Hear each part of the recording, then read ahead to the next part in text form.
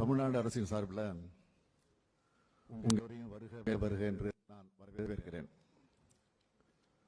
தமிழ்நாடு மிகப்பெரிய உரிமை போராட்டத்தை நடத்த வேண்டிய நிலைமைக்கு தள்ளப்பட்டிருக்கிறத உணர்த்துறதுக்காக தான் இந்த அனைத்து கட்சி கூட்டத்தை ஏற்பாடு செஞ்சிருக்கிறோம். தொகுதி மறுசீரமைப்பு என்னும் கத்தி தென்னிந்தியாவோட தலைக்கு மேல தூங்கிக்கிட்டு இருக்கு. இதனால தமிழ்நாடு கடுமையா பாதிக்கப்பட்டிருக்கு.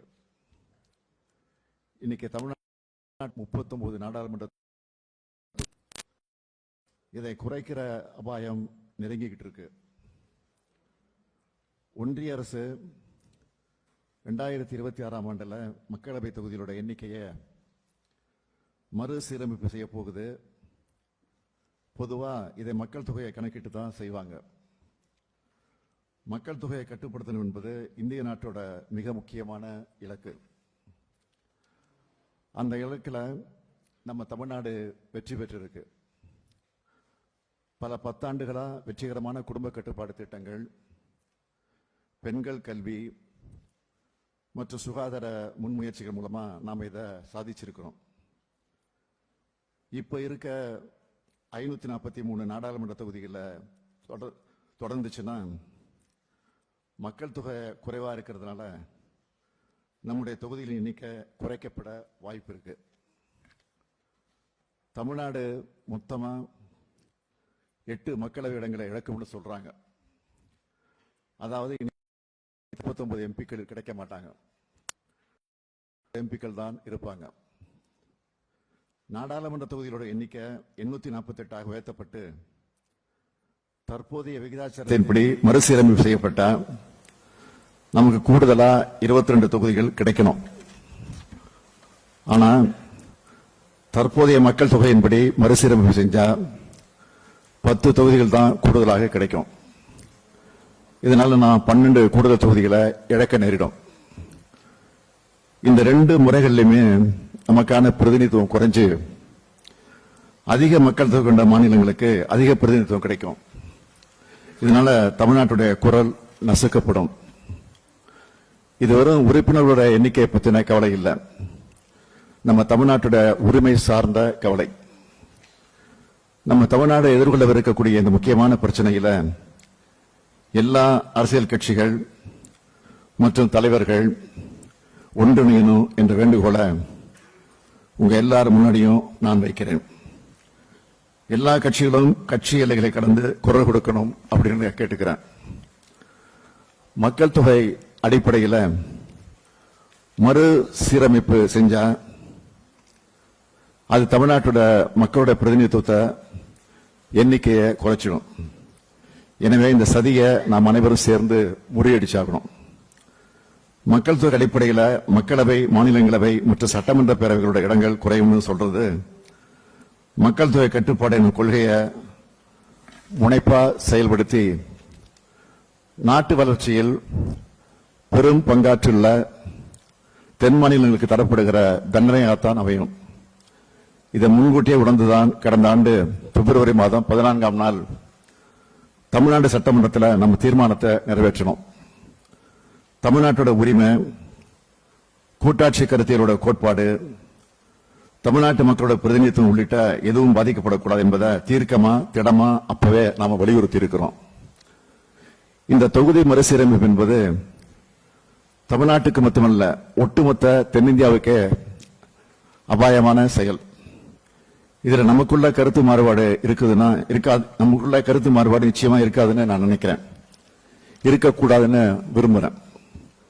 இந்திய நாட்டோட கூட்டாட்சி அமைப்புக்கும் தென் மாநிலங்களோட அரசியல் உரிமைக்கும் இது அச்சுறுத்தலை ஏற்படுத்துது. இது இந்திய ஜனநாயகத்தில் தமிழ்நாட்டுக்கு கிடைக்கிற அரசியல் பிரதிநிதித்துவ உரிமை மீதான நேரடி தாக்குதல்.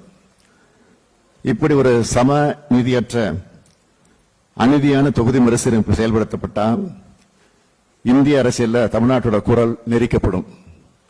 தமிழ்நாட்டுடைய நலன் மற்றும் தமிழ்நாட்டு மக்களுடைய நலன் ஆகியவற்றை பாதுகாக்கிறதுல நம் மாநிலத்தில் இருக்கக்கூடிய பலம் குறைக்கப்படும். 39 எம்பிக்கள் இருக்கும்போது எழுப்புகிற குரலையே ஒன்றிய அரசு ஏற்க மறுக்கிற நிலையில இந்த எம்பிக்கள் எண்ணிக்கை இன்னும் குறைக்கப்பட்டாலோ அது தமிழ்நாட்டுக்கு கிடைக்கப்பட்ட அழிக்க முடியாத அநீதியா மாறும் என்பதை எல்லோரும் நினைச்சு பார்க்கணும். எனவே நம்முடைய நிலைப்பாட்டை அழுத்தம் திருத்தமா ஒரே சிந்தனையோடு எடுத்தாகணும்.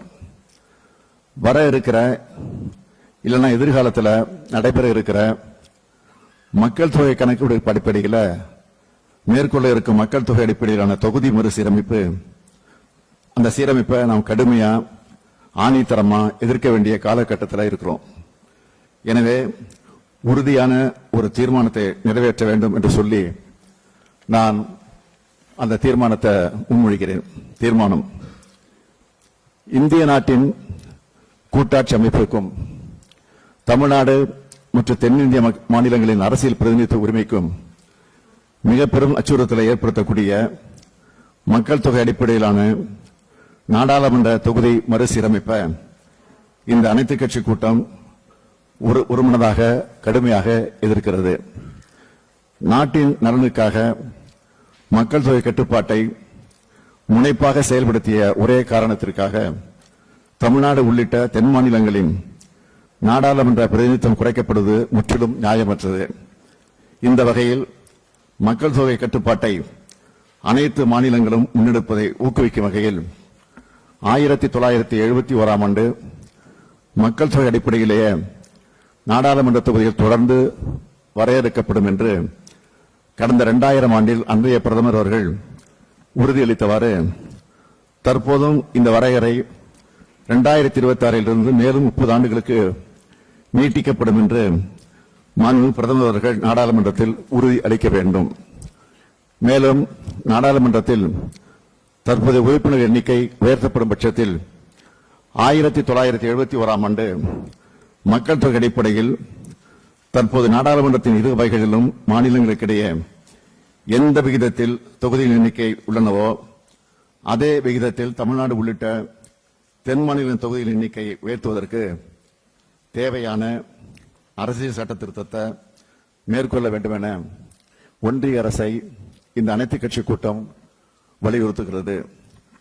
தொகுதி மறுசீரமைப்புக்கு தமிழ்நாடு எதிரானதாக இல்லை என்றும், அதே சமயம் கடந்த 50 ஆண்டுகளாக சமூக பொருளாதார நலத்திட்டங்களை சிறப்புற செயல்படுத்தியதற்கான தண்டனையாக தொகுதி மறுசீரமைப்பு அமைந்துவிடக்கூடாது எனவும் அனைத்து கட்சி கூட்டம் வலியுறுத்துகிறது. இக்கோரிக்கைகளை தமிழ்நாட்டின் குறைந்தபட்ச கோரிக்கைகளாக அனைத்து கட்சி கூட்டம் முன்வைக்கிறது.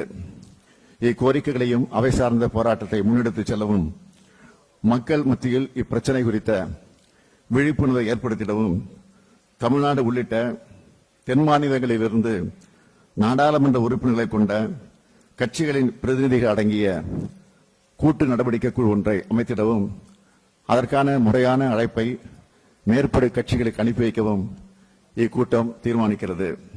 இந்த தீர்மானத்தின் மீதான உங்களுடைய கருத்தை அனைத்து கட்சி தலைவர்களும் பதிவு செய்ய வேண்டும் என்று கேட்டுக்கொள்கிறேன். மீண்டும் உங்கள் எல்லோருக்கும் என்னுடைய மனமார்ந்த நன்றியை தெரிவிச்சுக்கிறேன். நன்றி, வணக்கம்.